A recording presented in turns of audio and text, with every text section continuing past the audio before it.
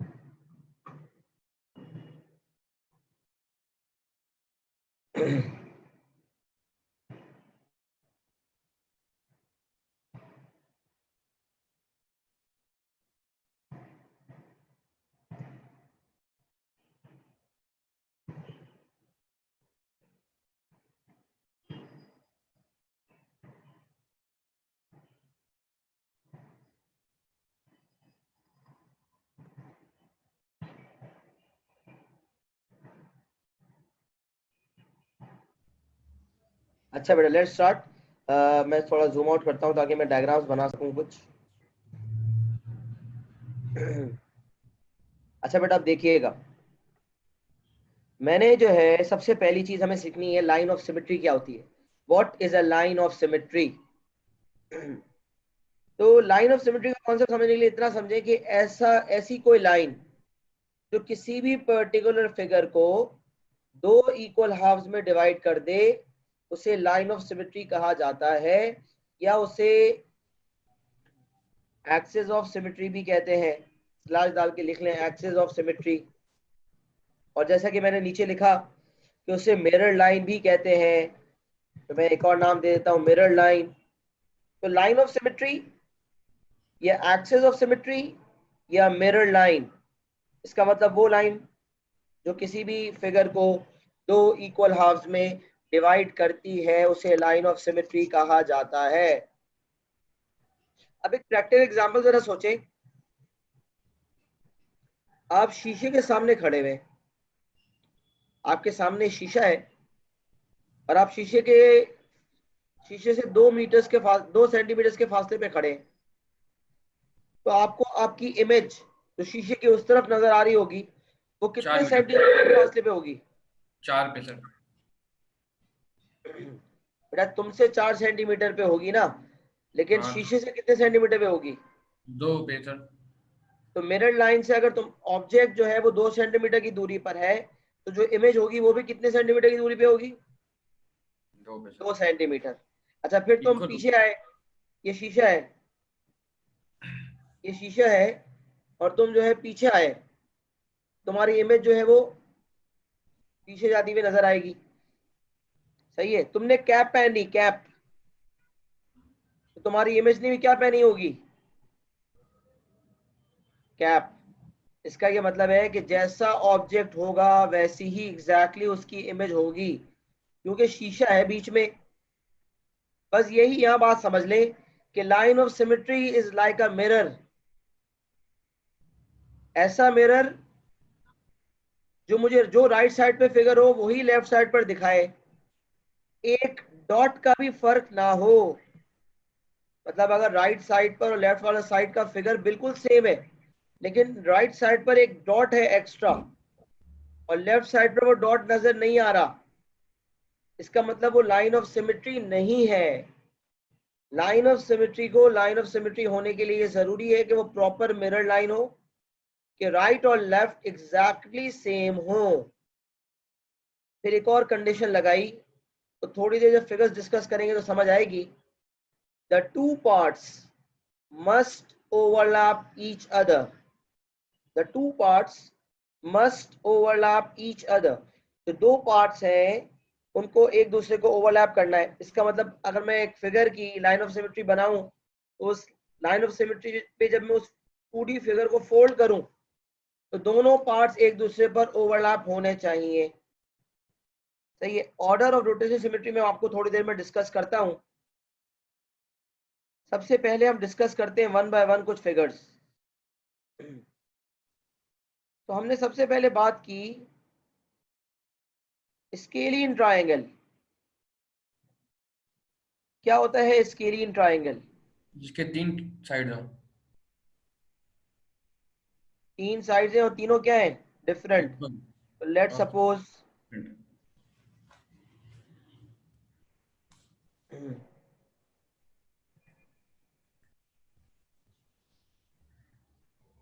Suppose मैंने एक triangle कहा कि इसमें ये स्केलियन बन नहीं रहा, तो मैंने एक ट्रायंगल बनाया।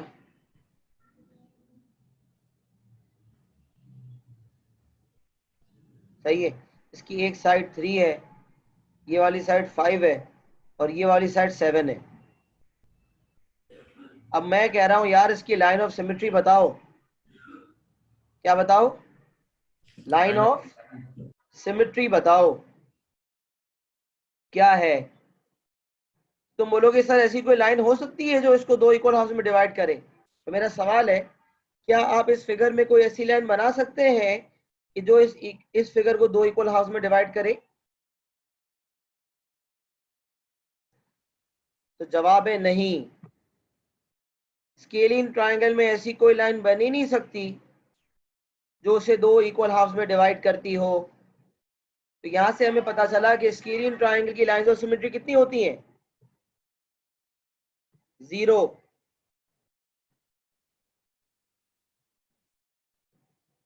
सही है ना? तो line of symmetry scalene triangle की कितनी है बेटा? 0 है। अच्छा, अब हम ऑर्डर ऑफ रोटेशन सिमेट्री भी साथ साथ डिस्कस करते हैं।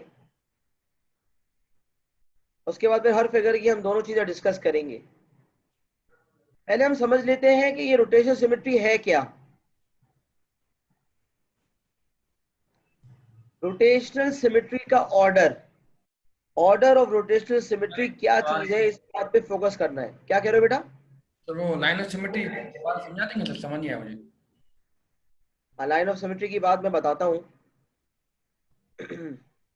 चले पहले पे सारी लाइन ऑफ सिमेट्री डिस्कस कर लेते हैं। लाइन ऑफ सिमेट्री बेटा एक ऐसी लाइन होती है जो किसी भी फिगर को दो इक्वल हाफ्स में डिवाइड करती हो। अब मैं आपको एक और ट्रायंगल बना के देता हूं ताकि आपको बात क्लियर हो। मैंने एक ट्रायंगल बनाया,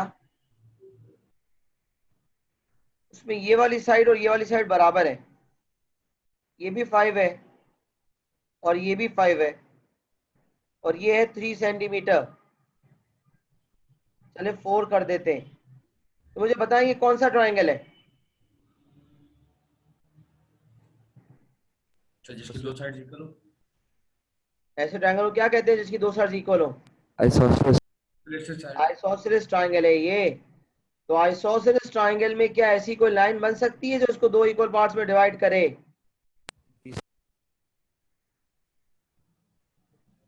तो बेटा ये आपके सामने लाइन बना रहा हूं। ये क्या काम कर रही है लाइन?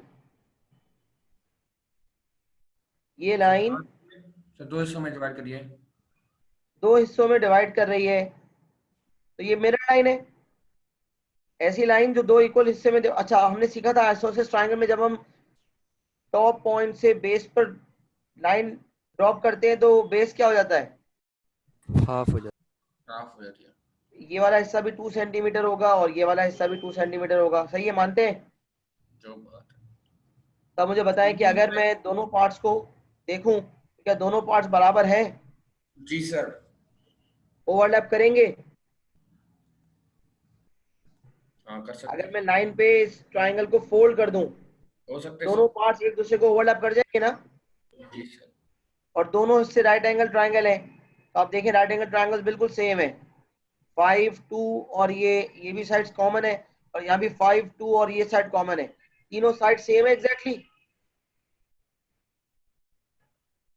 जी तो सर। खैर ये ट्रायंगल्स कॉन्ग्रुएंट तो है ही, लेकिन ये लाइन ऑफ सिमेट्री की वजह से ये दोनों ट्रायंगल्स ओवरलैप भी कर रहे हैं। इसका मतलब इस ऑब्जेक्ट की लाइन ऑफ सिमेट्री हो गई एक। मतलब लाइन ऑफ सिमेट्री एक मिरर लाइन है जो इक्वल एक फिगर को दो इक्वल पार्ट्स में डिवाइड करती हो। क्या इस फिगर में कोई ऐसी एक और लाइन बन सकती है जो इस फिगर को दो इक्वल हाफ्स में डिवाइड करे? पता नहीं सर, हो भी सकता है। बेटा कहीं और से डिवाइड नहीं हो सकती ये। अगर आप अच्छा। देखें ना कैसे हो सकता है। अगर मैं यहाँ से ड्रॉप करूंगा, तो मैंने सिखाया था कि अगर कोई ऐसी साइड से ड्रॉप करते हैं परपेंडिकुलर,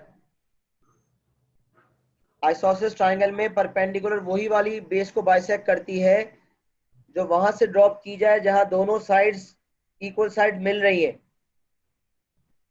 और कहीं से अगर मैं परपेंडिकुलर लाइन ड्रॉप करूंगा तो वो बेस को बाइसेक्ट नहीं करेगी। मतलब बेस को बाइसेक्ट करने का मतलब बेस को दो इक्वल हाफ्स में डिवाइड नहीं करेगी। तो बेस है 4 सेंटीमीटर का, तो एक हिस्सा 1 सेंटीमीटर होगा, दूसरा हिस्सा 3 सेंटीमीटर होगा। तो क्या वो सेम होंगे? नहीं सर।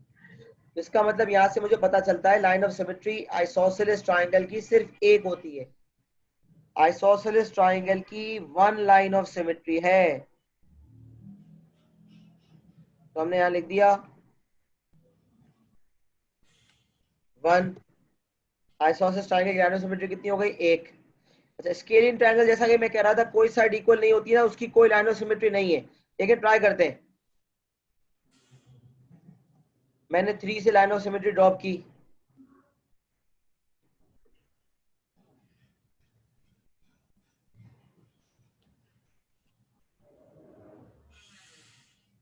सही है, 3 से मैं लाइन ऑफ सिमेट्री ड्रॉप कर रहा हूँ। तो क्या बेस को बाइसेक्ट कर पा रही है ये? बता रहा हूँ, क्या ये इक्वल हाउस में डिवाइड कर रही है लाइन? नहीं फिर आप देखें कोई और लाइन मैंने बना दी, कहीं से भी इक्वल हाउस में डिवाइड हो रहे हैं, ये ओवरलैप करेंगे? नहीं सर। नहीं सर। तो बेटा line of symmetry scalene triangle की नहीं होती। ऐसी कोई लाइन है ही नहीं जो इनको दो इक्वल हाउस में डिवाइड करती हो। सही है ना? अच्छा समझ गया। अच्छा बेटा, लाइन ऑफ सिमेट्री का कॉन्सेप्ट समझ आ गया? जी सर। जी सर। अभी हम सारे फिगर्स की लाइन ऑफ सिमेट्री डिस्कस करते हैं, लेकिन मैं चाह रहा हूँ साथ साथ दोनों, हर फिगर में दोनों चीजें साथ साथ डिस्कस करूं। तो पहले अब ऑर्डर ऑफ रोटेशन सिमेट्री समझते हैं। लाइन ऑफ सिमेट्री पता चल गया, एक ऐसी लाइन जो किसी फिगर को दो इक्वल हाउस में डिवाइड करती हो उसे लाइन ऑफ सिमेट्री कहते हैं। लेकिन रोटेशनल सिमेट्री क्या चीज है? रोटेशनल सिमेट्री निकली रोटेशन से। किससे निकली? रोटेशन से। कि अगर मैं किसी पर्टिकुलर फिगर को 360 डिग्री रोटेट करूं, ये क्या है? एक फिगर है ना, ये एक पेन है आपके सामने, मैं इसको 360 डिग्री तक रोटेट करूंगा। If a particular figure is rotated through 360 degree about a fix point, और जो फिक्स पॉइंट होता है ना वो हमेशा ऑब्जेक्ट के सेंटर पे होता है, इसीलिए उससे सेंटर ऑफ रोटेशन कहते हैं। मतलब मैं इस पेन को रोटेट करूंगा तो मैं एक फिक्स पॉइंट पे रोटेट करूंगा। मतलब मैंने यहां से पकड़ लिया, यहां से पकड़ के इसको रोटेट कर रहा हूं, फिर रोटेशन हो रही है, फिर ये घूम रही है, फिर ये घूम रही है, 360 डिग्री मैंने मुकम्मल इसको घुमा दिया। जब एक फिगर को एक सेंटर पॉइंट पे 360 डिग्री तक घुमाया जाए तो जितनी दफा वो ऑब्जेक्ट अपनी ओरिजिनल पोजीशन को रीस्टोर करेगा वो उसका ऑर्डर ऑफ रोटेशनल सिमेट्री होगा। अब जरा समझने के लिए एक बात को समझिएगा। ये आपके सामने पेन है, अभी ये निब को भूल जाए, जो इसकी आगे की पेन की जो राइटिंग निब है उसको छोड़ दें। ये समझे आपको इस शेप में ये ऑब्जेक्ट नजर आ रहा है। अच्छा, अब जब मैं इसको रोटेट कर रहा हूं तो मैंने आपको कहा बेटा बच्चों अपनी आंखें बंद करो और मैं इस ऑब्जेक्ट को रोटेट करने जा रहा हूं। आप पहले गौर से, बहुत गौर से इसकी ओरिजिनल पोजीशन को देख लें। ये एक हॉरिजॉन्टली आपको ऑब्जेक्ट नजर आ रहा है जिसकी प्लेसमेंट हॉरिजॉन्टल है। मैंने कहा बच्चों आंखें बंद करें, कर ली सर। मैंने ऑब्जेक्ट को घुमाया। मैंने कहा क्या बच्चों, क्या मैंने कुछ चेंज किया है इस ऑब्जेक्ट के साथ? सर पूरा बिगाड़ दिया सर, ऊपर से नीचे कर दिया आपने। आप 90 कहेंगे डिग्री। जी सर पहले हॉरिजॉन्टल पढ़ा था अब वर्टिकल पढ़ा है। मैंने कहा बच्चों आंखें बंद करो,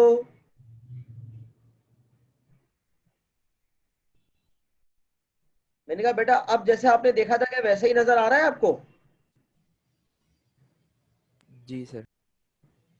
ओरिजिनल पोजीशन आपने हॉरिजॉन्टल देखी थी, जब मैंने ऑब्जेक्ट को 90 डिग्री घुमाया आपने कहा सर कोई तब्दीली आई है।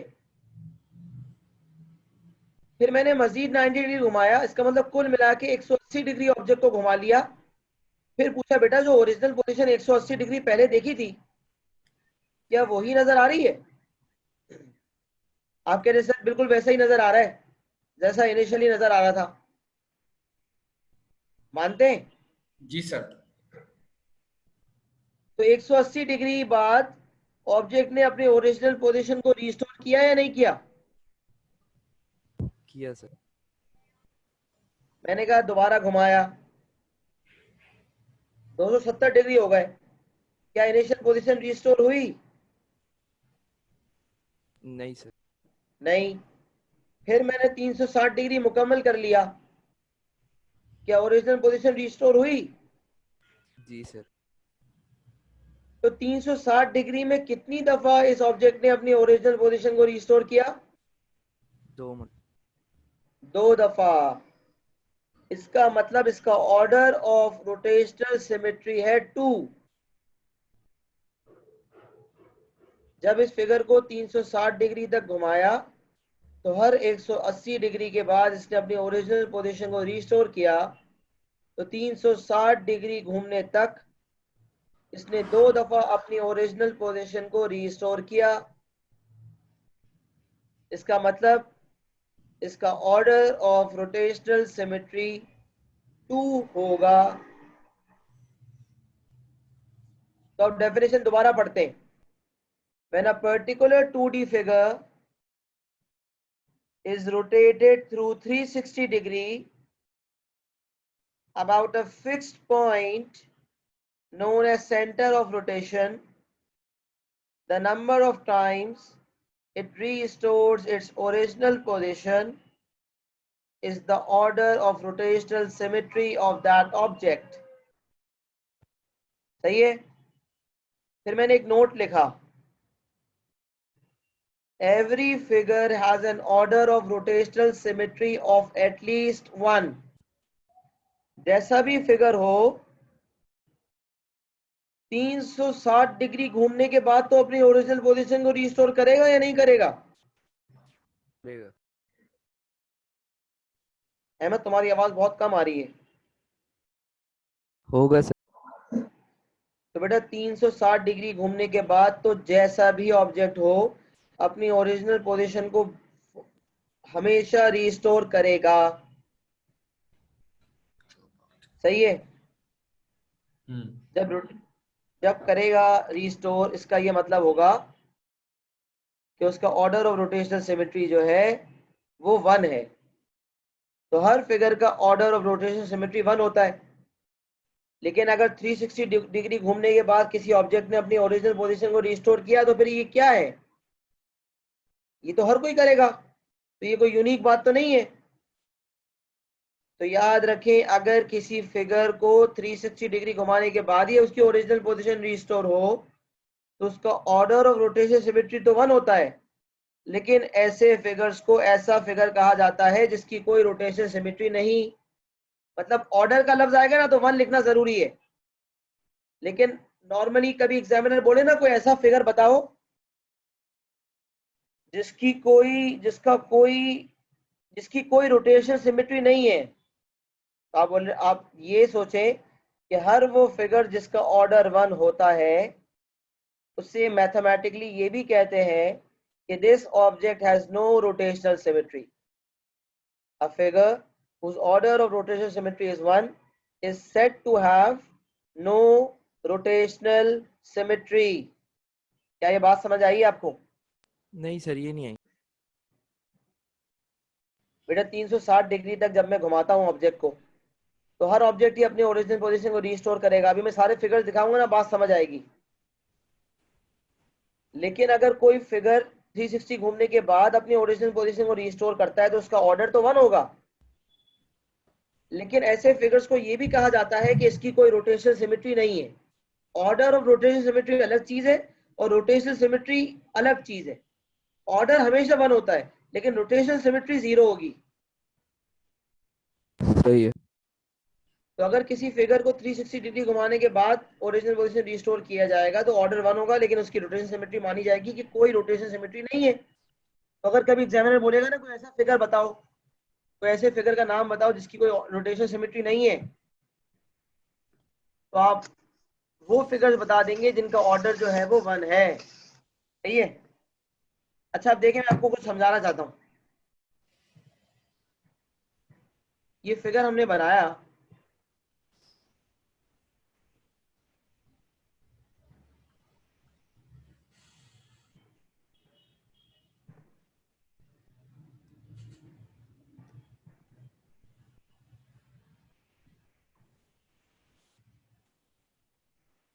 एक मिनट दें बस। सर आप ले लें सर, 1 मिनट क्या सर, आप 10 मिनट ले लें।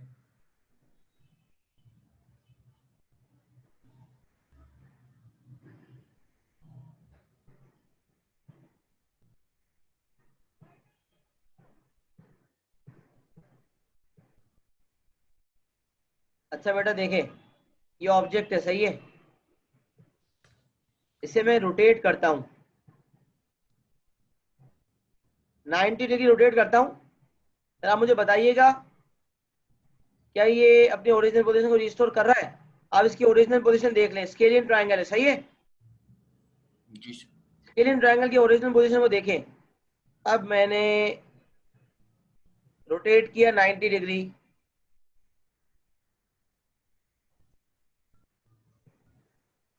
क्या कोई तब्दीली आई है? जी सर, शेप चेंज हो गया, मतलब फिर रोटेट बट किया, क्या कोई तब्दीली आई है? बिल्कुल। फिर रोटेट किया, क्या ओरिजिनल पोजीशन वापस रिस्टोर हुई अब तक? नहीं सर। नहीं। फिर रोटेट किया, 360 डिग्री मुकम्मल हो गए, 90 डिग्री 4 दफा रोटेट किया, क्या ओरिजिनल पोजीशन रिस्टोर हो गई?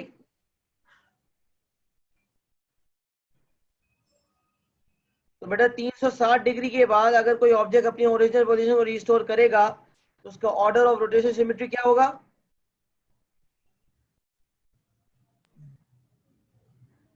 1 होगा ना। जी सर। तो यहां मैं लिख दूंगा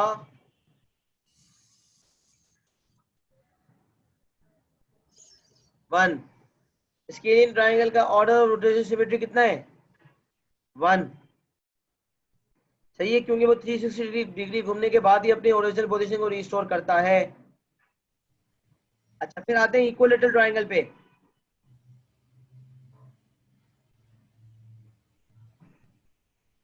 इक्विलेटरल ट्रायंगल, सॉरी आइसोसेलेस पे आते हैं। आइसोसेलेस की लाइन ऑफ सिमेट्री कितनी देखी?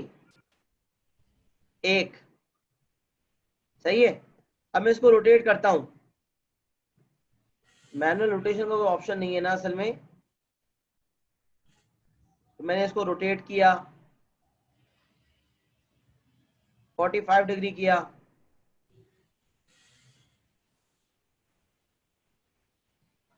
अच्छा, उसके बाद फिर इसको मैंने मजीद रोटेट किया 45 डिग्री। फिर मैंने रोटेट 90 डिग्री किया, फिर रोटेट किया, फिर रोटेट किया, फिर रोटेट किया।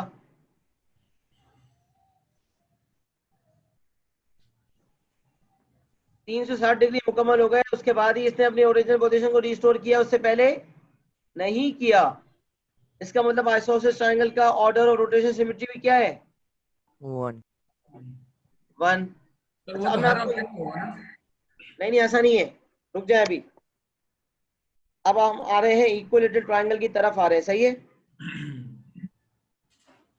सही, दोनों समझ गया ऑब्जेक्ट सर। को मैं मिटा रहा हूं, ये मिटा दूं क्या? जी सर। अच्छा, अब देखें। अब मैंने एक ट्रायंगल बनाया,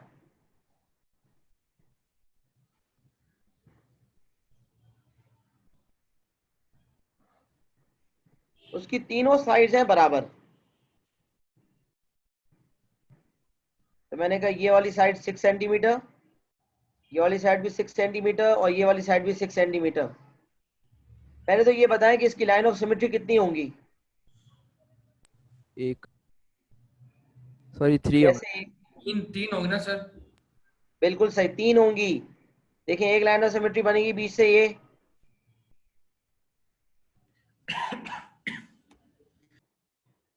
सही है। फिर एक यहां से बनेगी,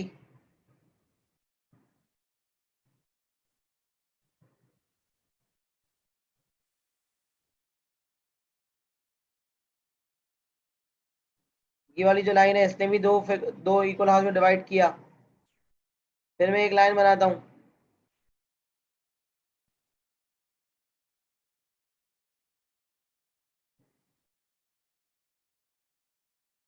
ये भी दो इक्वल हाफ में डिवाइड कर रही है लाइन।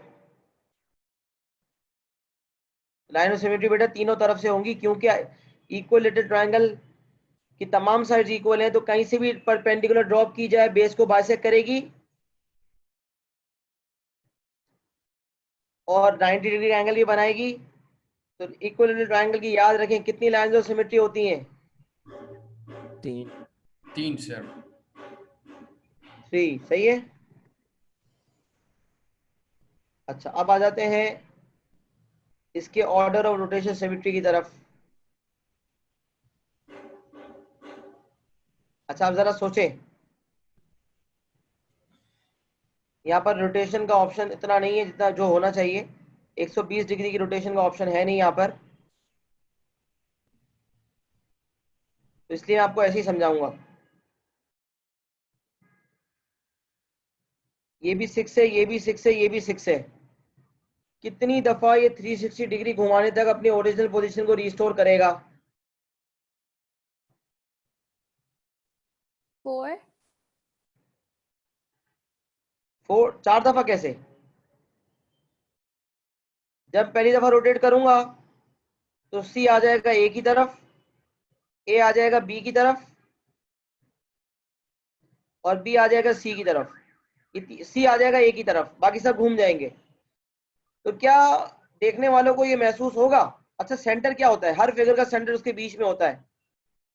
सेंटर ऑफ रोटेशन, जिस सेंटर पे, जिस पॉइंट पे उसको रोटेट करना है, उसको इस तरह समझें, जिस फिगर को रोटेट करना है ना, उससे दीवार पे लगी एक कील पे लगा दें, जैसे घड़ी। अब घड़ी है, उसको घुमाएं तो उस एक फिक्स पॉइंट पे घूमेगी। इसी तरह अगर जिस ऑब्जेक्ट को घुमाना है ना, एक कील दीवार पे ठोके और उस पर उस ऑब्जेक्ट को लगा दें, और फिर उस ऑब्जेक्ट को रोटेट करें उस सेंटर पॉइंट पे, फिर देखें कितनी दफा अपनी ओरिजिनल पोजीशन रिस्टोर करता है ऑब्जेक्ट। तो यहाँ मैंने एक दफा रोटेट किया तो सी ए की जगह पे आ गया, ए बी की जगह पे आ गया, और बी सी की जगह पे आ गया। तो क्या देखने वालों को ये महसूस होगा कि कुछ नया हुआ है? बिल्कुल वैसा ही नजर आएगा ऑब्जेक्ट। जी सर। फिर मैंने एक और दफा रोटेट किया। पहली दफा रोटेट करने में सी ए की जगह पे आ गया था, इस बार सी बी की जगह पे आ गया। तो क्या फिर फिगर वैसा ही हो गया? जी सर। और फिर सी जो है पहले ए की जगह गया, फिर बी की जगह गया, अब सी वापस घूम के अपनी जगह पे आ गया। तो क्या फिर उसने अपनी ओरिजिनल पोजीशन को रिस्टोर किया?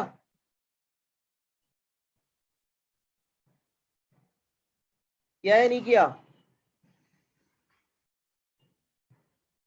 जब सी घूम के वापस अपनी जगह पे आ जाएगा तो क्या ओरिजिनल पोजीशन को रिस्टोर करेगा या नहीं? जी सर। तो 360 डिग्री घुमाने पे कितनी दफा सी ने अपनी ओरिजिनल पोजीशन को रिस्टोर किया? सॉरी, कितनी दफा इस पूरे फिगर ने अपनी ओरिजिनल पोजीशन को रिस्टोर किया?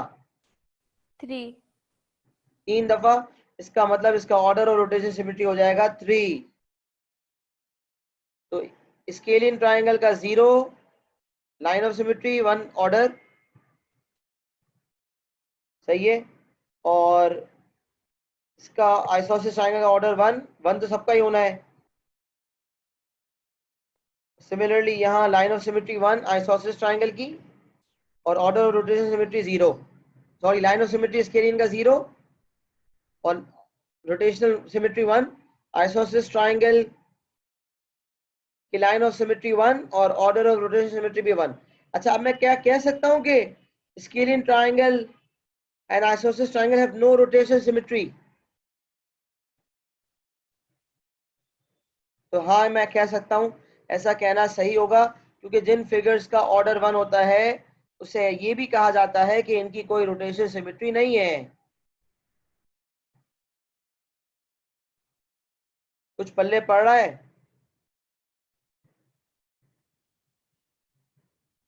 थोड़ा थोड़ा रिस्पॉन्स आए ना, बताओ तो सही। थोड़ा थोड़ा। सर मेरा हाँ माइक बंद। सर मैं बोल रहा था ये सारे शेप्स हमें याद करने पड़ेंगे, इनका कौन सा शेप है कौन सा नहीं है। हाँ, ये याद होने पड़ेंगे, बिल्कुल याद करने पड़ेंगे। जितने में फिगर्स लिखे उन सबका याद होना चाहिए, मुश्किल नहीं है, समझ लोगे याद हो जाएगा इंशाल्लाह। और इसके अलावा भी शेप्स आते हैं, उनका फिर क्या करना है वो हम सवालों के साथ देखेंगे। अभी के लिए आप बस ये समझ लें। ये बात यहाँ तक समझ आई आपको? जी जी। सर। अच्छा, फिर आ जाते हैं रेक्टेंगल की तरफ। अच्छा, आपकी किताब रेक्टेंगल समझ लें आप। जैसे ये एक रेक्टेंगल है,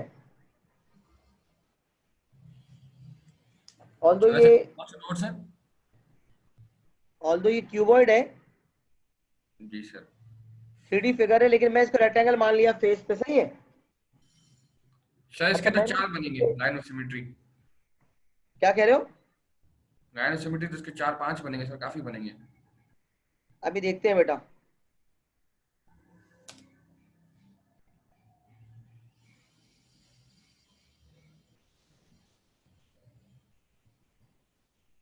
मैंने रेक्टेंगल बनाया, सही है।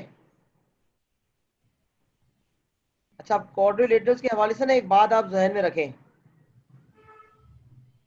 क्वाड्रिलेटरल्स में एक बात जहन में रखें, और आता भी बहुत ज्यादा है क्वाड्रिलेटरल।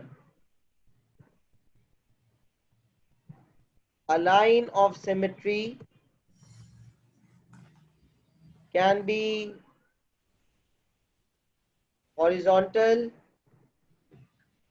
vertical और diagonal। डायगनल्स दो होते हैं। तो किसी भी क्वाड्रिलेटरल में,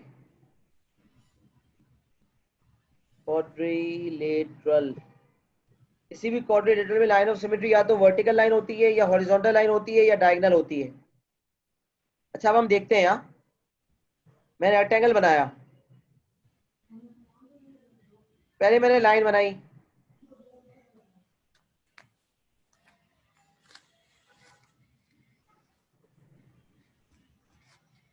अब एक लाइन में बना रहा हूं, यहां बना रहा हूं लाइन। एक मिनट रुके।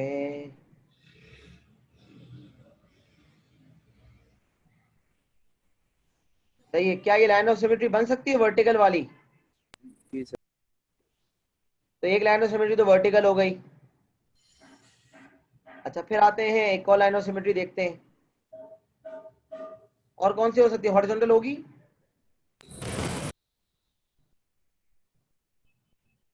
सर और डायगोनल होगा, साइड से कट मारेगा।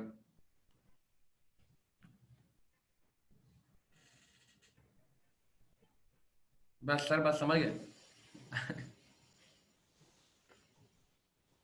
ये क्या है? ये टेढ़ा क्यों बनता है? अजीब।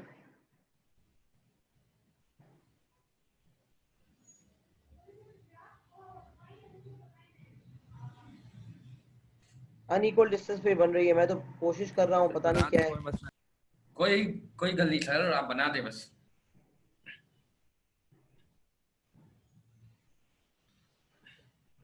सर हम आपको नहीं समझेंगे फिर कौन समझेगा? नहीं। सही है, सही है, हो गया बेटा ये। जी सर। अच्छा आप सुने, डायगोनल क्या होगा? लाइन ऑफ सिमेट्री डायगोनल होगी। जी सर। हाँ अहमद, क्या ख्याल है? जी सर होगी। बेटा अगर मैं बिल्कुल। डायगोनल लाइन ऑफ सिमेट्री बना लूँ ना। सर वैसे वो फिर ओवरलैप नहीं होगा? वेरी गुड, जबरदस्त। अहमद कहाँ थे तुम इतने टाइम से? मैं आपकी बातें सुन रहा था।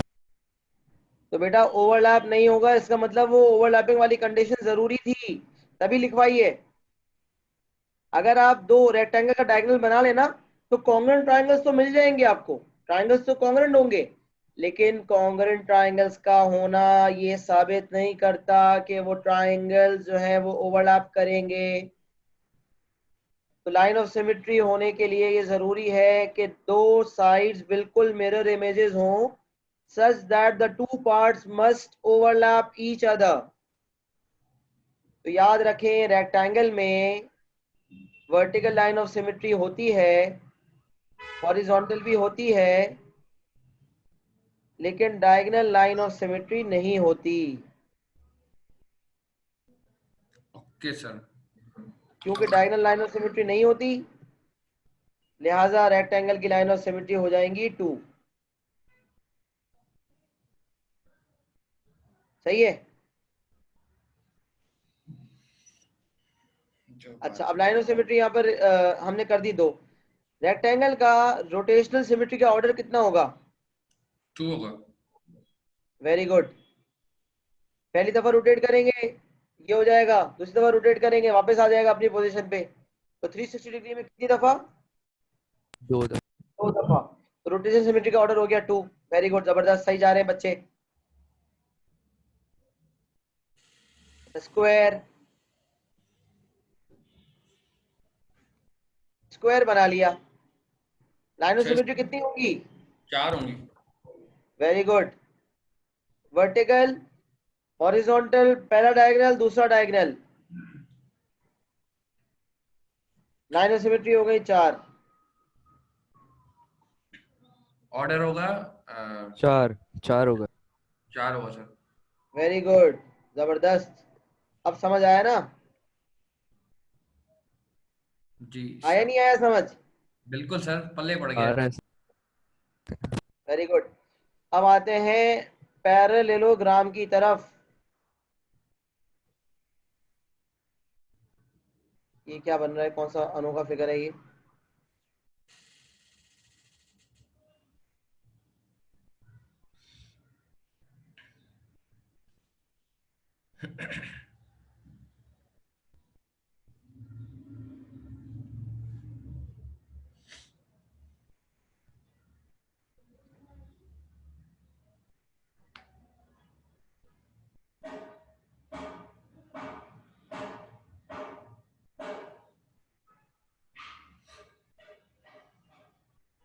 वो पैरेललोग्राम ट्रायंगल के साथ है ना? क्या बोल रहे हो? पैराग्राम ट्रायंगल के साथ पे है ना? वहां से अगर आप क्लिक करेंगे तो आ जाएगा। पैराग्राम ट्राइंगल के साथ है? जहाँ पे शेप्स बनी हुई है, जहाँ लाइंस एंड सब है। अरे हाँ, सॉरी, सही है। मुझे नजर क्यों नहीं आ रहा? वाह सही सर है, वाह। Thank you. ये रहा, ये रहा। सर ये तो मुझे तो कब से पता था। अरे मुझे ही पता था, पता नहीं मिल नहीं रहा था। चले बेटा, तो हमने पैराग्राम सबसे पहले एक पैराग्राम बनाया।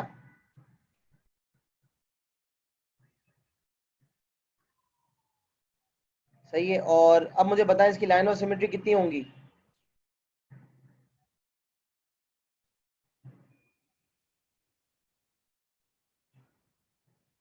थोड़ा सोचें फिर बताएं, आराम से, मसला नहीं है, सोच के बताएं।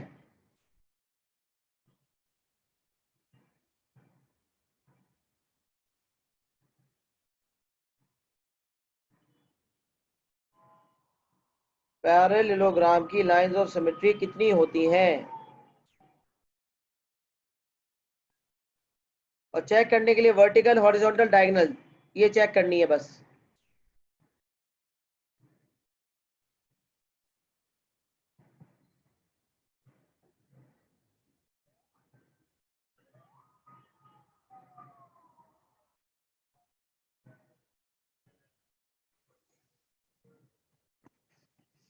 हाँ बेटा, कोई जवाब नहीं आ रहा कहीं से?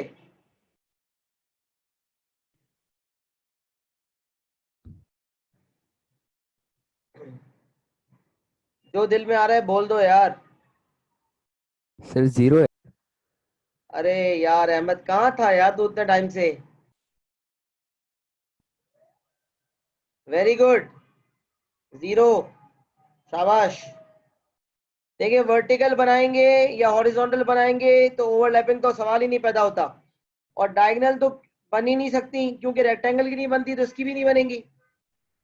याद रखें, डायगोनल लाइन ऑफ सिमेट्री सिर्फ तब बनती हैं जब तमाम साइड्स इक्वल हों। याद रखने के लिए, क्वाड्रिलेटरल में डायगोनल लाइन ऑफ सिमेट्री सिर्फ तब एग्जिस्ट करेगी जब तमाम साइड्स इक्वल हों। रेक्टेंगल में तमाम साइड्स इक्वल नहीं थी, डायगोनल लाइन ऑफ सिमेट्री नहीं थी। स्क्वायर में तमाम साइड्स इक्वल थी तो diagonal line of symmetry exist करती है। और वर्टिकल और हॉरिजॉन्टल लाइन ऑफ सिमेट्री उनमें एग्जिस्ट करती है जिसमें साइड आपस में परपेंडिकुलर हो। टेढ़े फिगर जो होते हैं ना, उसमें वर्टिकल और हॉरिजॉन्टल लाइन ऑफ सिमेट्री नहीं होती। तो पैरेललोग्राम तो टेढ़ा फिगर भी है, साइड्स परपेंडिकुलर भी नहीं है, और साथ साथ साइड्स इक्वल भी नहीं है। तो इसीलिए लिहाजा पैरेललोग्राम का लाइन ऑफ सिमेट्री 0 होगी। पैरेललोग्राम को रोटेट किया तो इसका ऑर्डर ऑफ रोटेशनल सिमेट्री क्या होगा? थोड़ा सोचें और फिर बताएं।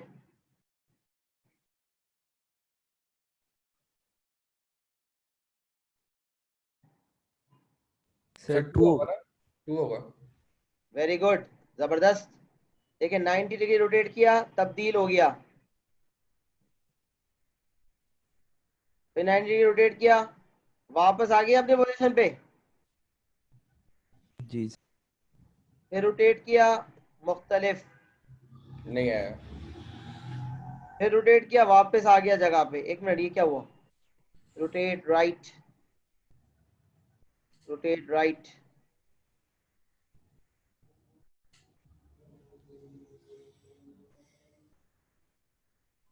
ये एरोज ही आगे पीछे हो गए, कमाल हो गया ये तो। रोटेट करते करते थे एरोज भी चकरा गए बेचारे।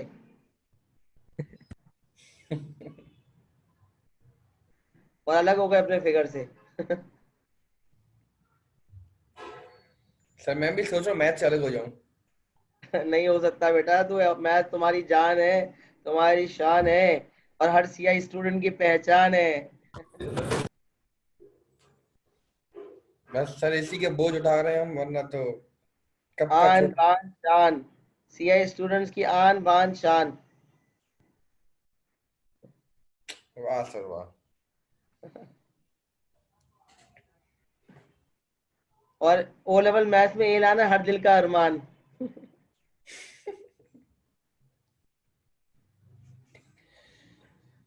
सर जख्मों पे आप नमक छेड़ रहे ऐसी बातें ना करो बेटा, वरना मैं ये कहूंगा कि हम आपके हैं मेहमान। सर। आप तो चले। शायर नहीं सर।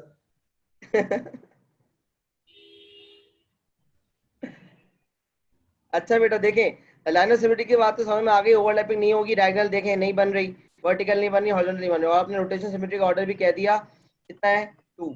अच्छा अब आते हैं रोम्बस की तरफ।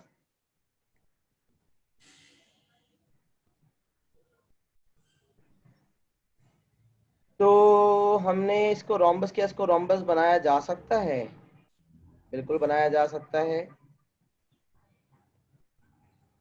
रोम्बस और पैराग्राम एक जैसा शेप होता है, बस फर्क ये होता है कि रोम्बस की तमाम साइड इक्वल होती हैं और रोम्बस की सर। तमाम साइड इक्वल नहीं होती। सर रोम्बस भी तो गिवन है ऊपर। हाँ वो रोम्बस है, काइट भी बनेगी उससे, रोम्बस भी बन सकता है, उस पर भी आता हूं मैं। रोम्बस काइट शेप्ड भी होता है, देखो मैं बताता हूँ, बल्कि काइट नहीं बन रही, रोम्बस ही बन रहा है ये। अच्छा रोम्बस ना इस शेप का भी होता है, इस शेप का भी होता है, दोनों शेप्ड है, मतलब काइट शेप, लेकिन काइट में पहचान ये होती है कि ये वाली साइड सेम होती है, लेकिन ये वाली डिफरेंट होती है। लेकिन काइट में अगर वो काइट डायगनल है, सॉरी डायमंड है, डायमंड लाइक अ डायमंड, तो rhombus is like a diamond. या अगर काइट शेप्ड है तो तमाम साइड इक्वल होंगी, और अगर वो पैरेललोग्राम का शेप्ड है तो फिर भी साइड साढ़े साइड सेम होंगी, तो रोम्बस दोनों तरह हमें नजर आ सकते हैं। बहरहाल रोम्बस की लाइंस ऑफ सिमेट्री कितनी होंगी? 2। वेरी गुड, जैसा कि मैंने आपसे कहा,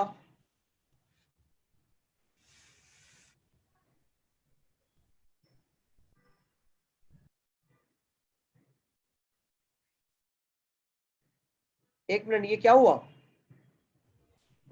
स्क्रीन सर शेयरिंग। एकदम से आप आ गए हमारे सामने।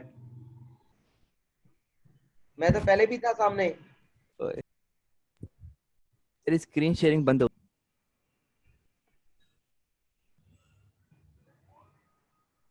अजीब यार, मतलब स्क्रीन शेयरिंग बंद इसलिए हुई क्योंकि वो अचानक सॉफ्टवेयर बंद हो गया, पता नहीं क्या हुआ, वन नोट बंद हो गया अचानक।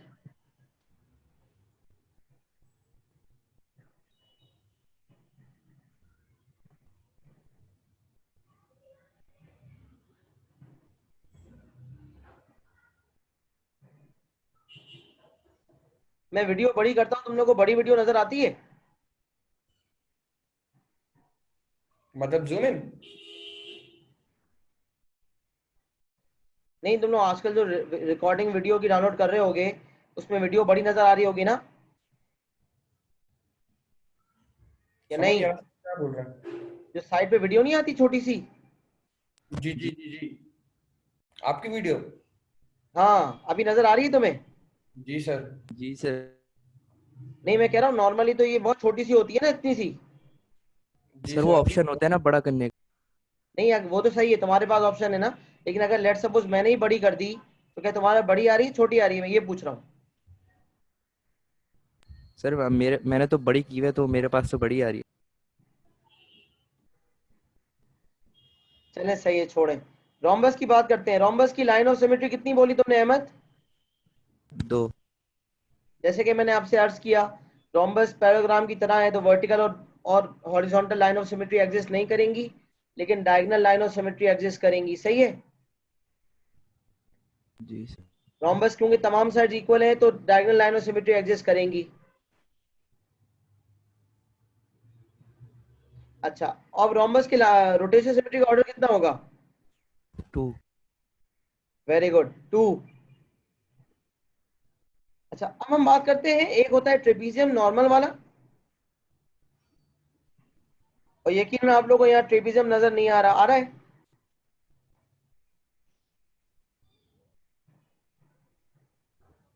नहीं, ये ट्रेपीजियम सही है।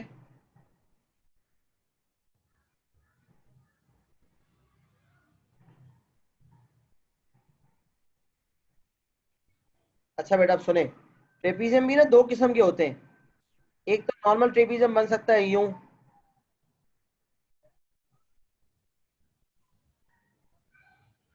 सही है ना। एक तो ये ट्रेपीजियम बन सकता है हमारे पास,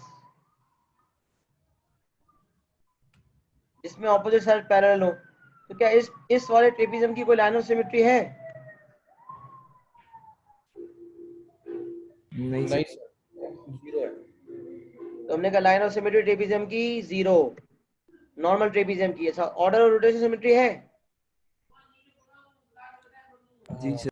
1 होगा सर। कितना? 1। 1, वेरी गुड। फिर आते हैं आइसोसिस ट्रेपीजियम पे। ये आइसोसिस ट्रेपीजियम कैसा नजर आता है? पता नहीं सर। 2 side same.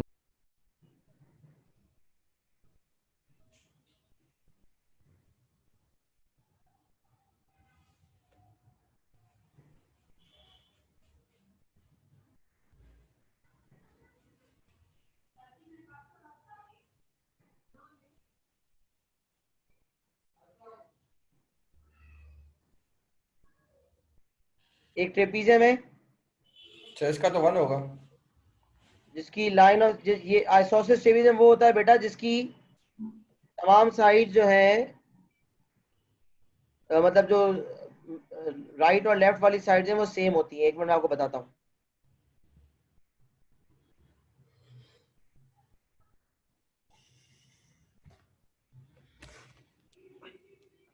तो बेटा आइसोसिस वो होता है जिसकी जो है ना, ये वाली साइड बराबर होती है साइड्स। और अगर मैं बात करूं एंगल की, तो ये वाला एंगल बराबर होता है इससे, और ये जो कोने वाले एंगल्स हैं ये भी आपस में बराबर होते हैं। नजर आ रहे हैं ना? जी ये सर। वाला इससे बराबर होता है, और ये वाले इससे बराबर होते हैं। अच्छा, क्या इसकी लाइन ऑफ सिमेट्री होगी आइसोसिस ट्रेपीजियम की? जी sir. 1। Very good, line of symmetry हो गई 1। और ऑर्डर? ऑर्डर 1। 1 होगा। 1, वेरी गुड, पूरे 360 डिग्री घूमने के बाद। तो कभी सवाल पूछता है, बताओ नो रोटेशन सिमेट्री वाले ऑब्जेक्ट कौन कौन से हैं? तो जिन जिन ऑब्जेक्ट्स का ऑर्डर 1 है ना, वो नो रोटेशन सिमेट्री के हकदार है। सही है, उनको नो रोटेशन सिमेट्री की लिस्ट में लिखेंगे हम। और कभी कभी एग्जामिनर कहता है जो ग्रिड में दे रहा हूँ, एक छोटी सी ग्रिड दे रहा हूँ, उस पर आप ऐसा फिगर बनाओ जिसकी कोई रोटेशन सिमेट्री नहीं होती। तो आप कोई भी बना सकते हैं। और कभी कभार कहता है ऐसा ऑब्जेक्ट बनाओ जिसकी लाइन ऑफ सिमेट्री भी नहीं है और रोटेशन सिमेट्री भी नहीं है, तो स्केलियन ट्रायंगल बना लो, या आइसोसिस या फिर ट्रेपीजियम बना लो नॉर्मल सा। तो सवाल आएंगे, समझ में आ जाएगा। खैर, अभी समझ लें, काइट की बात करते हैं। काइट, जैसा कि मैंने आपसे कहा कि रोम्बस और काइट, काइट जो है वो ऐसा शेप्ड है जिसमें आपकी दो साइड सेम है, और ये काइट लंबी सी,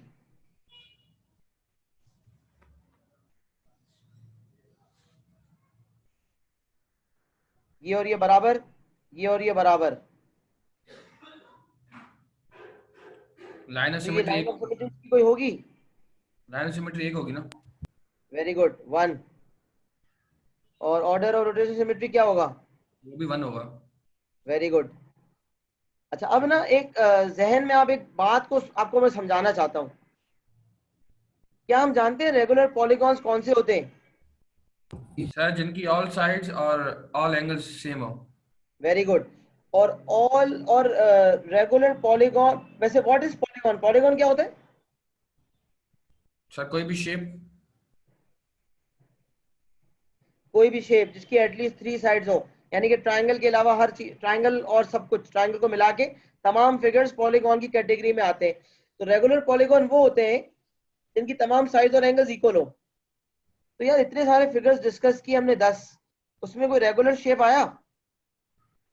जी सर, सर स्क्वायर है। स्क्वायर आता है, स्क्वायर आया। रोम्बस आया था। इक्विलेटरल। रोम्बस रेगुलर नहीं है। हाँ हाँ, सॉरी सॉरी, रोम्बस। तमाम साइड्स इक्वल हैं, तमाम एंगल्स डिफरेंट हैं। सही बात। इक्विलेटरल। और इक्विलेटरल ट्रायंगल आया। ट्रायंगल की कैटेगरी में इक्विलेटरल आया और क्वाड्रिलेटरल की कैटेगरी में स्क्वायर आया। अच्छा, तो हमने एक चीज नोट करनी है इन रेगुलर पॉलीगॉन्स के हवाले से। इक्विलेटरल ट्रायंगल की कितनी साइड्स हैं? 3। और लाइन ऑफ सिमेट्री कितनी है? 3। और ऑर्डर ऑफ रोटेशन सिमेट्री कितना है? 3। स्क्वायर। साइड्स कितनी है? 4। लाइन ऑफ सिमेट्री कितनी?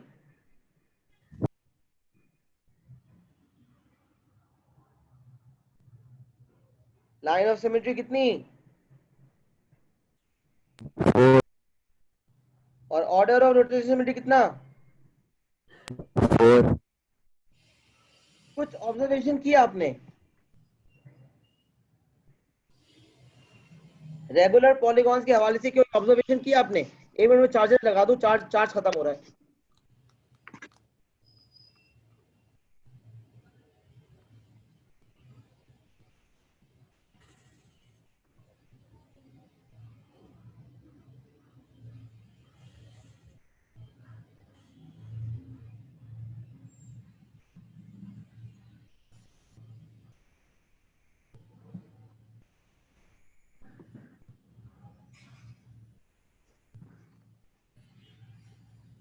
हाँ बेटा, कोई ऑब्जर्वेशन आपकी सर रेगुलर उनकी पॉलीगॉन्स के हवाले से?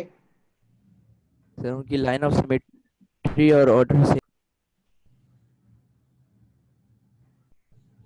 फिर बताओ, तुम्हारी आवाज कटी बीच में, पता नहीं क्यों। सर उनकी लाइन ऑफ सिमेट्री और ऑर्डर। अरे फिर आवाज बंद हो गई, ये चक्कर क्या है?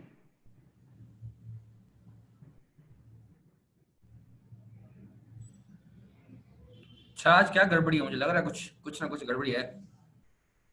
क्यों, मेरी आवाज कट रही है क्या? आपकी तो सही आ रही है, हमारे पास अहमद की कट रही है। अहमद क्यों कट रही है? पता नहीं उनकी लाइन ऑफ सिमेट्री और रोटेशन सिमेट्री सेम होता है ना? सेम होते हैं। और वो किसके बराबर जी होता सर। है? जितनी उस फिगर की साइड्स। साइड होती है।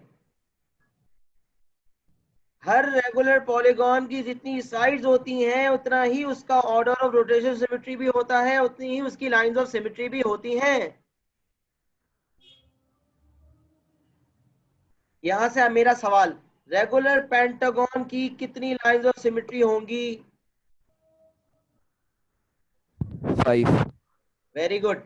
और ऑर्डर ऑफ रोटेशन सिमेट्री कितना होगा? 5। जबरदस्त। रेगुलर हेक्सागन की कितनी लाइंस ऑफ सिमेट्री होंगी? 6। रेगुलर हेक्सागन के कितना ऑर्डर ऑफ रोटेशन सिमेट्री होगा? 6। Very good. तो रेगुलर एन साइडेड पॉलीगॉन जिसकी साइड्स एन है, लाइन ऑफ सिमेट्री कितनी होंगी? N। Very good.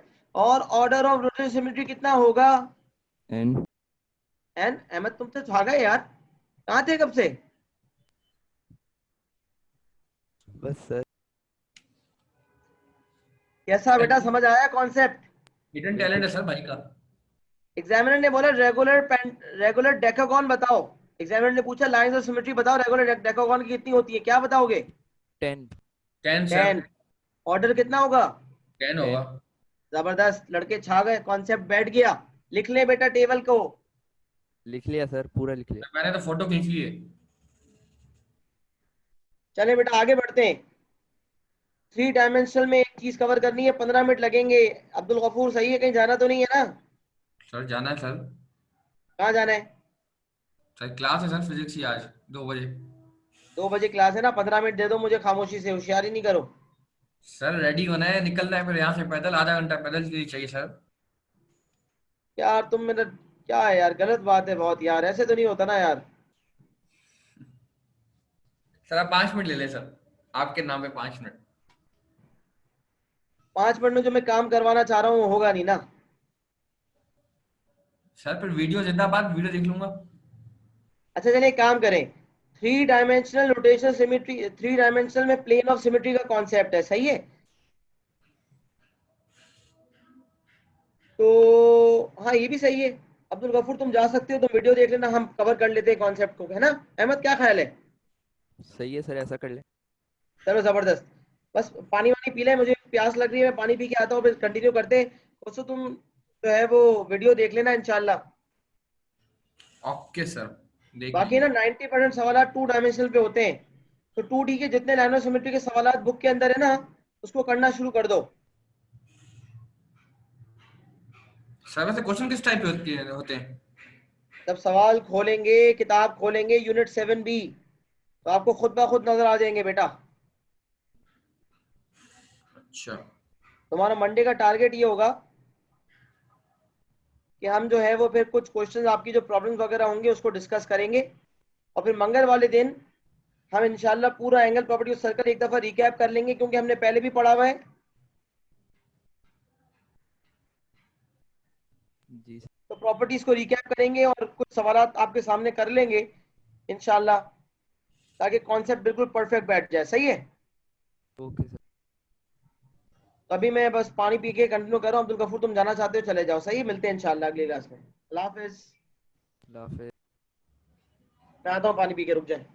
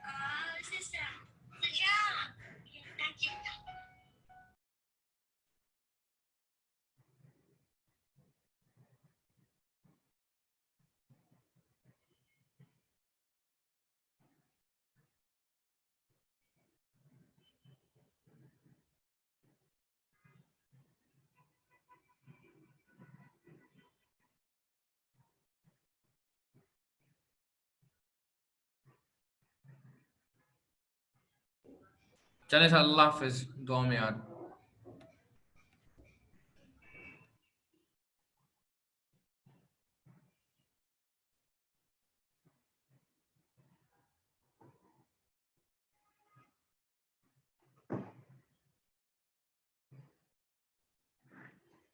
हाँ बेटा कंटिन्यू करते हैं, आगे बढ़ते हैं।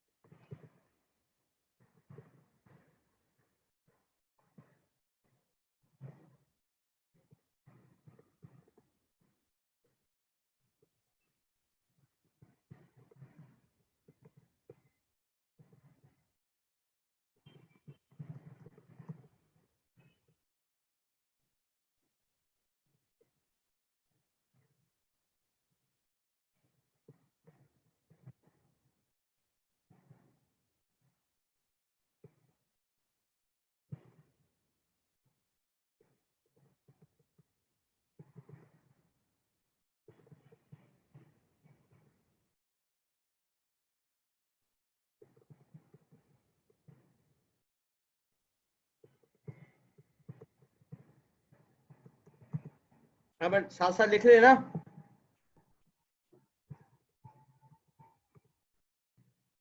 आप बच्चों साथ साथ लिख रहे हो ना? अहमद। जी सर। हाँ जवेरा तो है। अहमद तुम कहाँ हो?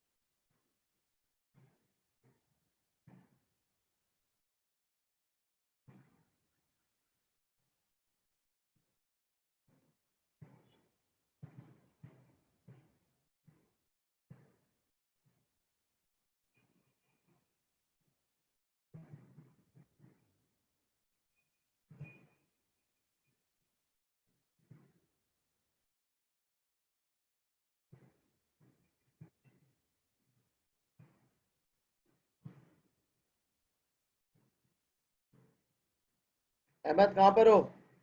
जी सर, इधर ही हूँ।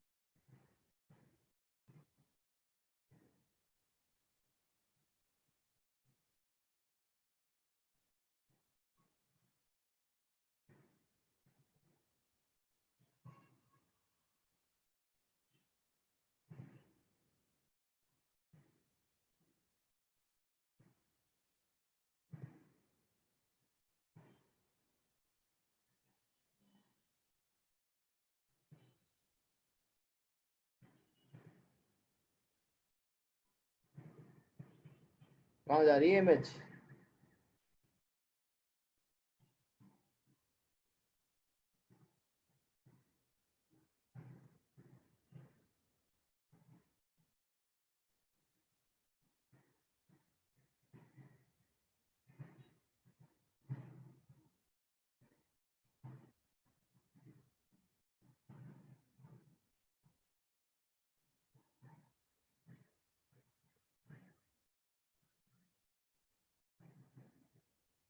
हाँ बेटा, कॉपी हो गया?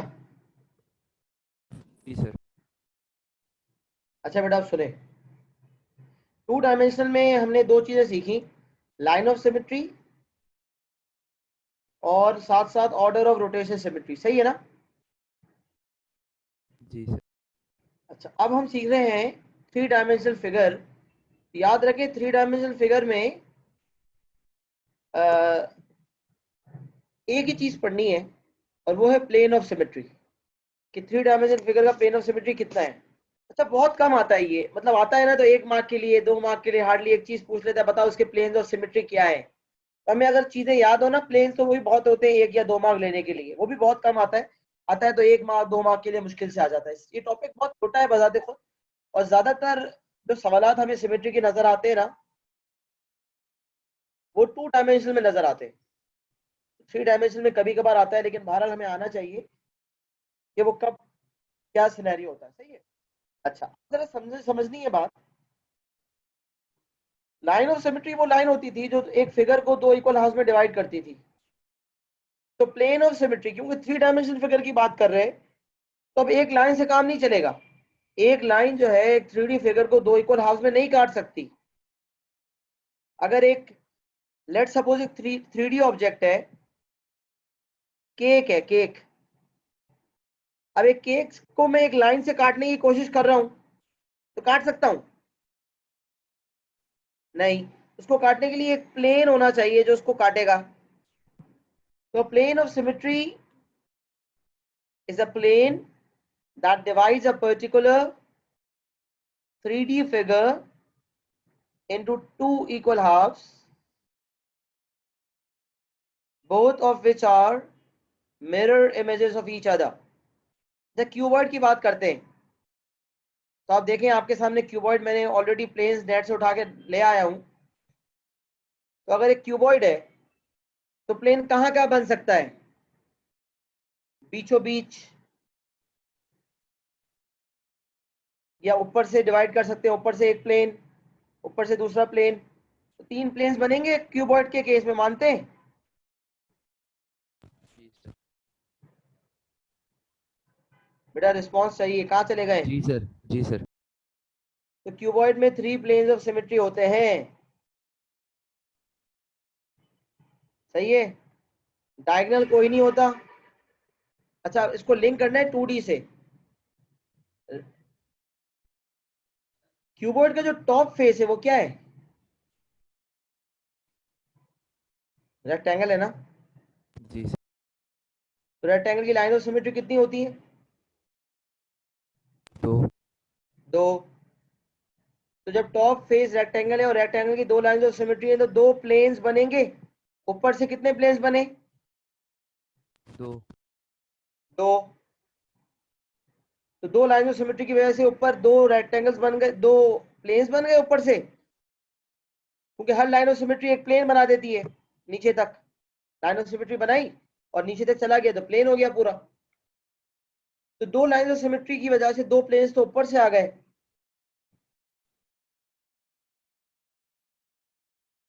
और याद रखें, हर प्रिज्म की पहचान है। प्रिज्म वो होता है जिसका टॉप और बॉटम सेम होता है, याद है? जी सर। और क्यूब और क्यूबॉइड भी प्रिज्म्स है। हर प्रिज्म की पहचान यही होती है कि हर प्रिज्म में बीच में भी एक प्लेन होता है। तो प्रिज्म का जितना बेस एरिया है, उसमें जितनी साइड्स है वहां से कुछ निकलते हैं प्लेन्स, और जो प्रिज्म है उसके बीचों बीच भी एक प्लेन निकल आता है। तो यहाँ पर क्यूबॉइड के केस में 2 रेक्टेंगल, ऊपर रेक्टेंगल है इसलिए ऊपर से 2 प्लेन्स और बीच में एक प्लेन। तो क्यूबॉइड के बन गए 3 प्लेन्स। जब क्यूब के कितने प्लेन्स है पता है? जैसा कि आपके सामने मैंने डायग्राम बनाया, मतलब नेट से उठाया, याद रखें क्यूब के 9 प्लेन्स ऑफ सिमेट्री होते हैं। There are 9 planes of symmetry of a cube. कौन कौन से? पहले ये बताएं कि क्यूब का टॉप फेस क्या होता है? स्क्वायर। स्क्वायर। तो स्क्वायर से कितने प्लेन्स निकलते हैं?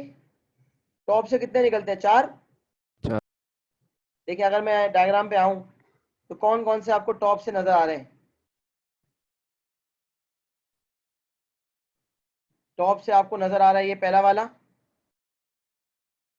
फिर ये नजर आ रहा है, फिर ये डायगोनल से बन रहा है, ये डायगोनल से बन रहा है। कितने हो गए? 4। 4 हो गए। अच्छा, फिर एक बीच वाला जो क्यूबॉइड में था,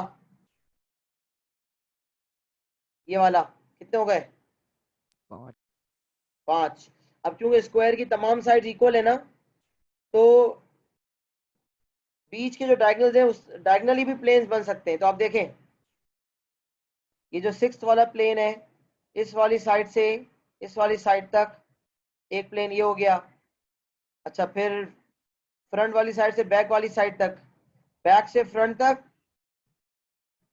और टॉप के फ्रंट से बॉटम के बैक तक एक और प्लेन, फिर साइड से दूसरी साइड तक, फिर इस साइड से इस साइड तक प्लेन बनेगा लेकिन नजर नहीं आएगा, क्योंकि हम तो 2D वर्ल्ड में देख रहे हैं, एक्चुअल तो नहीं देख रहे उसको, शेप को, तो इसलिए हम उस प्लेन को नहीं देख सकते। इसलिए आपको नजर आ रहा है नाइन्थ वाला जो शेप है उसमें आपको प्लेन नजर नहीं आ पा रहा, लेकिन यकीनन बनेगा।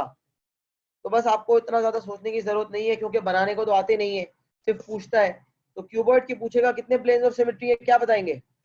3। और क्यूब के? 9। अच्छा, अब 2 डायमेंशन में एक और चीज ऐड करवानी है, और वो है सर्कल।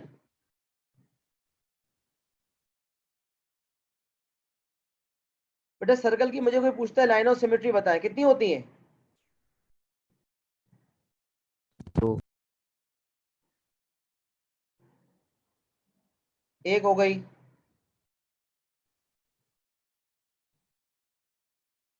कितनी होंगी जवेरिया, क्या कहती हो? तो ये इन्फिनिटी तो नहीं इन्फिनिटी होंगी। वेरी गुड, जबरदस्त। इन्फिनिटी निकाल नहीं सकते बेटा, जितने डायमीटर्स बनाओगे तमाम डायमीटर्स सर्कल को 2 इक्वल पार्ट्स में डिवाइड कर देंगे। तो सर्कल की लाइंस ऑफ सिमेट्री होती हैं। सर इसका ऑर्डर भी इन्फिनिटी होगा? Infinite, very good. आप उसको घुमाओ। अच्छा, आप कुछ बच्चे जवाब देते 360, तो बेटा 1 डिग्री के बाद नहीं, 0.1 डिग्री के बाद भी ऑब्जेक्ट अपनी ओरिजिनल पोजीशन को रिस्टोर करता है, 0.01 डिग्री के बाद भी रिस्टोर करता है, तो हम निकाल ही नहीं सकते। तो यहाँ साबित हुआ कि सर्कल की लाइंस ऑफ सिमेट्री भी कितनी होती है? इन्फिनिटी। और प्लेन भी, ऑर्डर भी कितना होता है? इन्फिनिटी। जबरदस्त, ये ऐड कर लें अपने पास। कर लिया सर। अच्छा, अब सिलेंडर पे आते हैं। तो मैंने कहा था हर आप 3D फिगर्स को 2D फिगर से लिंक करेंगे।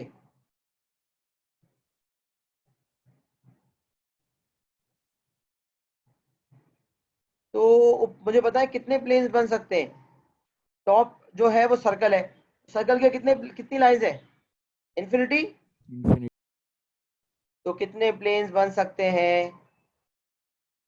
इन्फिनिटी। इनफाइनाइट। देखें मैं आपको बना के दिखाता हूँ होता किस शेप का है। ये बनाया, यहाँ से भी लाइन ऑफ सिमेट्री बनाई, यहाँ से भी लाइन ऑफ सिमेट्री बनाई, इनको ज्वाइन कर दिया, तो नजर आ रहा है प्लेन। अच्छा, फिर मैंने यहाँ से एक लाइन ऑफ सिमेट्री बनाई, यहाँ से एक लाइन ऑफ सिमेट्री बनाई, इसको इससे ज्वाइन कर दिया और इसको इससे ज्वाइन कर दिया, एक और प्लेन नजर आ रहा है।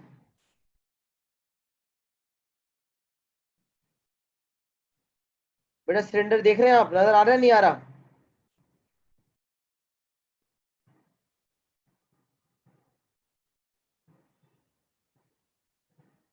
कहाँ चले गए? जी सर आ रहा है। तो प्लेन्स ऑफ सिमेट्री कितने हो गए सिलेंडर के? इन्फिनिट। इनफाइनाइट, वेरी गुड, सही। अच्छा, अब आते हैं प्रिज्म की तरफ। क्या ये क्यूबॉइड क्यूब और सिलेंडर सिलेंडर सारे प्रिज्म थे?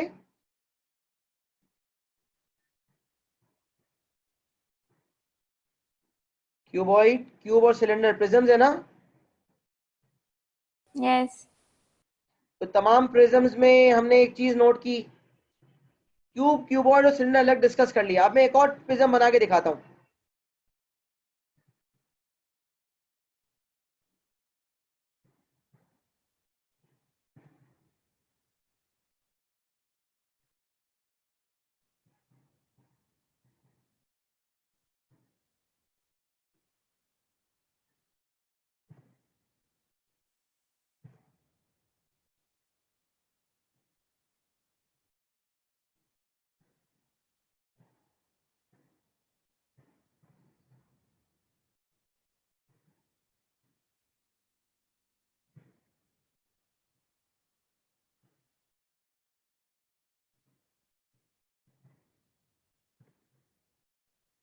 हाँ बेटा, नजर आ रहा है प्रिज्म? कौन सा बेस प्रिज्म है ये? Equilateral triangle base prism, right. Equilateral triangle base prism. अब सुने, इक्विलेटरल ट्रायंगल में कितनी लाइंस ऑफ सिमेट्री होती हैं? 3 हाँ जवेदा, 3 बता दी जाओ। 3 3। होती है सर। 3, सही है। 3 लाइन ऑफ सिमेट्री है, तो हर लाइन से एक प्लेन बनेगा। देखें, बना के दिखाता हूं।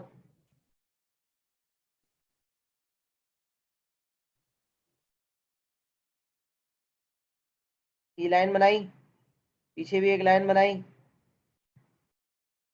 और फिर मैंने इसको ज्वाइन कर लिया।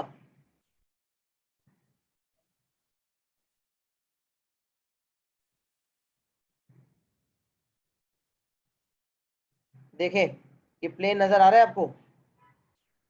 अगर मैं इसको शेड कर दूं, प्लेन नजर आ रहा है बीच में?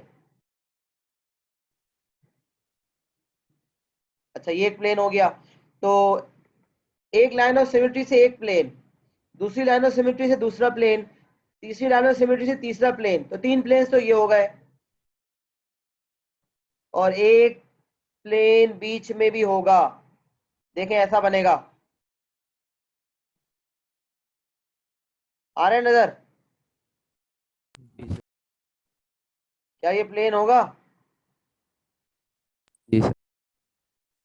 तो प्रिज्म है ना, हर प्रिज्म की पहचान टॉप और bottom same, joined by parallel lines, area of cross section always remain same. तो हर प्रिज्म में बेस में जितनी साइड्स होती हैं, जैसे इक्विलेटरल ट्रायंगल है, उसकी लाइन ऑफ सिमेट्री कितनी? 3, और एक बीच में। कितने प्लेन्स हो गए? 3 कितने हो गए planes? 4। 4, very good. Equilateral triangle की 3 साइड्स, तीन तीन लाइन ऑफ सिमेट्री, 3 प्लेन्स वहां से, और एक बीच में, कितने? 4। फिर मुझे कोई कहता है रेगुलर पेंटागन बेस्ड प्रिज्म, क्या कहोगे? 6। वेरी गुड, जबरदस्त। Regular and sided polygon based prism, n+1। Very good. यही समझाना था कि अगर प्रिज्म है तो बेस की जितनी लाइंस ऑफ सिमेट्री हैं उतने प्लेन्स बनेंगे, +1 हो जाएगा, एक बीच में बनेगा। सही है? क्या प्रिज्म के बारे में आपको समझ में आ गई बात? आपसे पूछेगा रेगुलर हेक्सागन बेस्ड प्रिज्म, जवाब दे दोगे कितने प्लेन्स हैं? कितने होंगे? 7। और रेगुलर डेकागन बेस्ड प्रिज्म? 11।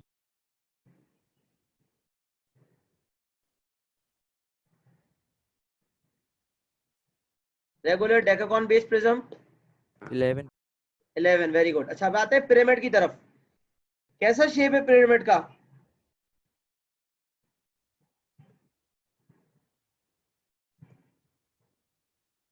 अगर हम बात करें पिरामिड की,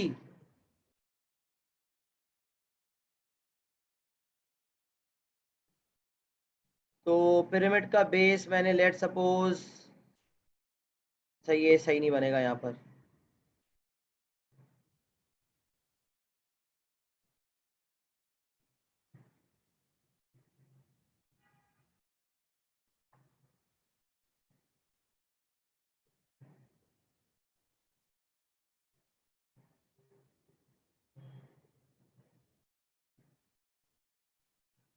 अच्छा बेटा, ये क्या बन गया? प्रिज्म बन गया आपका, सही है।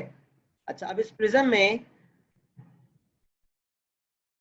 अब मैं आपको कहता हूँ प्रिज्म है, सॉरी पिरामिड है, पिरामिड है। तो पिरामिड में बेस की जितनी साइड्स होती हैं, मतलब पिरामिड में बेस की जितनी लाइन्स ऑफ सिमेट्री होती हैं उतने ही प्लेन्स होते हैं। प्रिज्म में क्या होता है, बेस की जितनी लाइन्स ऑफ सिमेट्री होती है उससे एक साथ प्लेन्स होते हैं ना।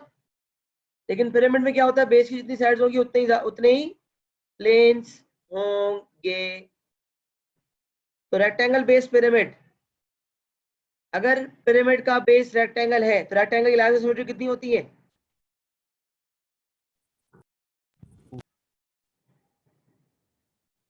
जल्दी जल्दी जवाब दो, टाइम नहीं है। 2 सर। तो प्लेन्स भी कितने होंगे?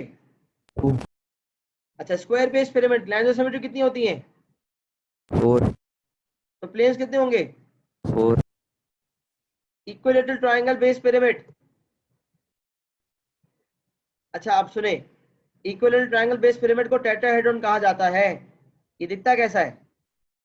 आपने इक्विलेटरल ट्रायंगल बनाया, फिर आपने बनाया, फिर आपने बनाया, फिर आपने ये बनाया, आपका फिगर बन गया।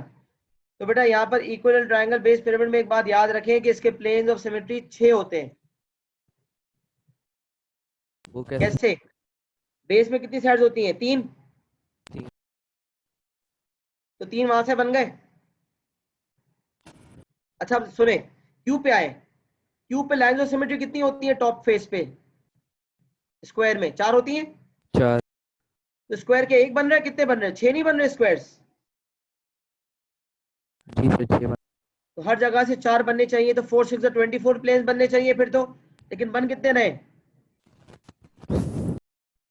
सिर्फ 9 बन रहे हैं ना।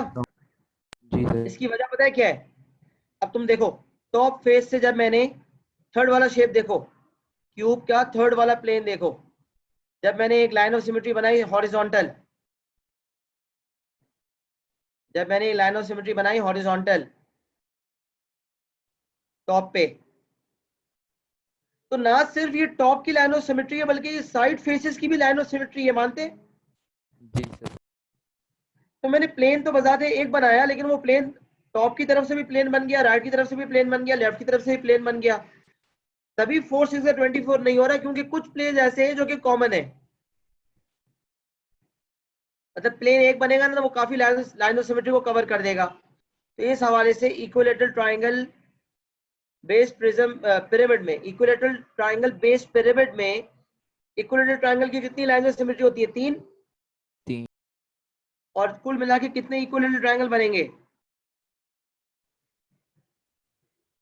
4। 4।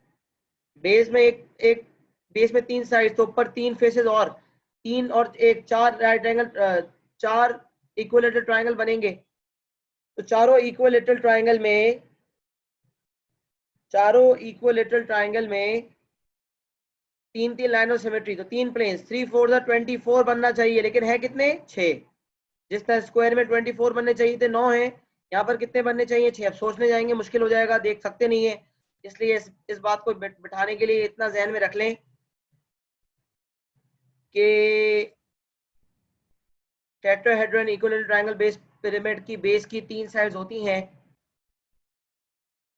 और वहां से 3 प्लेन्स, और बाकी ऊपर जो 3 फेसेस है सबसे एक एक प्लेन एक्स्ट्रा। तो कुल मिला के कितने हो गए? 6।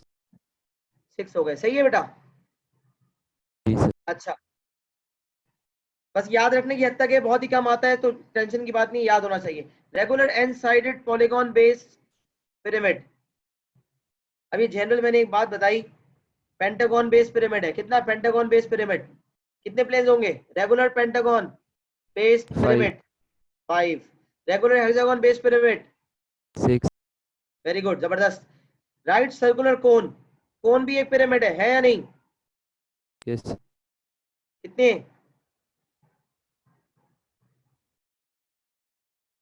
कोन में कितने प्लेन्स होते हैं सर्कल में? सर्कल की कितनी लाइन्स ऑफ सिमेट्री होती हैं? इंफिनिटी। तो प्लेन्स कितने होंगे? इंफिनिटी। जबरदस्त, समझ आ गया। अब जी आप सर। सिमेट्री के कॉन्सेप्ट्स ट्राई कर सकते हैं आराम से। जितने सवाल सिमेट्री के 7B में नजर आ रहे हैं, सिमिलैरिटी एंड कॉन्ग्रुएंसी की सारे खत्म कर दें 7B में, और 7B में जितने भी आपको सिमेट्री के सवालात नजर आ रहे हैं उसको ट्राई करें। जो मुश्किलात, जो मसले मसाइल होंगे वो मंडे वाली क्लास में अल्लाह के हुक्म से डिस्कस करेंगे। आप लोगों ने लिख लिया बेटा? जी सर। सही बेटा। क्लास खत्म 1:30 पे नमाज़ें मिलते हैं इंशाल्लाह। अगली क्लास में ओके। अपना बहुत ख्याल रखिएगा। अल्लाह हाफिज़।